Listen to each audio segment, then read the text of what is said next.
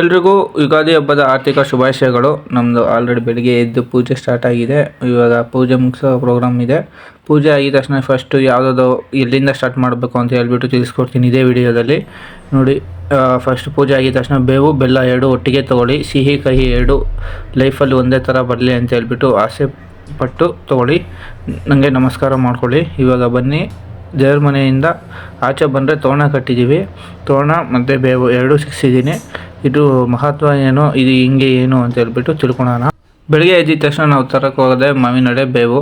ಇದು ನಿಮ್ಮೂರಲ್ಲಿ ದುಡ್ಡು ಕೊಟ್ಟು ತೊಗೊತೀರಾ, ಇಲ್ಲಾಂದರೆ ನೀವು ಹೋಗಿ ಕಿತ್ಕೊಬರ್ತೀರಾ ಅನ್ನೋದು ಒಂದು ಕಮೆಂಟ್ ಮಾಡಿ. ಈಗ ಬೆಂಗಳೂರಲ್ಲೆಲ್ಲ ಒಂದು 80 ರೂಪಾಯಿ ಆ ಥರ ಇರುತ್ತೆ. ಈ ಥರ ಮಾವಿನಲ್ಲೇ ಕಟ್ಟಬೇಕು ತೋರಣಗೆ. ಯಾರು ಸ್ಟಾಪ್ಲರ್ ಯೂಸ್ ಮಾಡೋಕ್ಕೆ ಹೋಗಬೇಡಿ, ಅದು ಡೇಂಜರ್ ಇರುತ್ತೆ ಕೈಗೆಲ್ಲ ಚುಚ್ಕೊಳೋಕ್ಕೆ.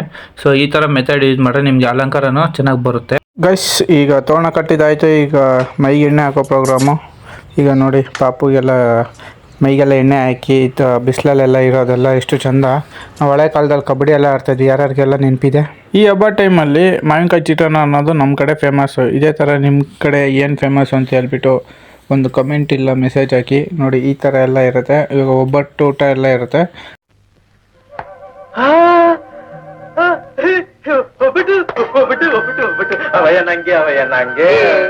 ನಿಂಗಲ್ದೆ ಇನ್ಯಾರಿಗ್ಲ ಮಗ, ಒಬ್ಬಟ್ಟು ಅಂದ್ರೆ ಜೀವನೇ ಬಿಟ್ಬಿಡ್ತಾನೆ. ಎಕ್ಕ ರಾಜಾರಾಣಿ ನನ್ನ ಕೈಯೊಳಗೆ, ಹಿಡಿ ಮಣ್ಣು ನಿನ್ನ ಬಾಯೊಳಗೆ.